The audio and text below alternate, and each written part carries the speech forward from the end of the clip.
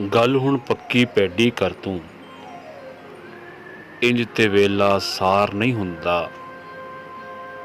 ਗੱਲ ਹੁਣ ਪੱਕੀ ਪੈਡੀ ਕਰ ਤੂੰ, ਇੰਜ ਤੇ ਵੇਲਾ ਸਾਰ ਨਹੀਂ ਹੁੰਦਾ। ਰੋਜ਼ ਹੀ ਲਾਂਦਾ ਏ ਲਾਰੇ ਬੁੱਤੇ, ਇਹ ਕੋਈ ਸੱਜਣਾ ਪਿਆਰ ਨਹੀਂ ਹੁੰਦਾ।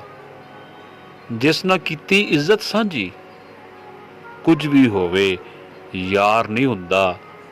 ਲੋਕੀ ਤੱਕਦੇ ਇੰਜ ਜਿਵੇਂ ਮੈਂ ਫਰਿਸ਼ਤਿਆਂ ਵਿੱਚ ਗੁਨਾਹਗਾਰ ਨਹੀਂ ਹੁੰਦਾ।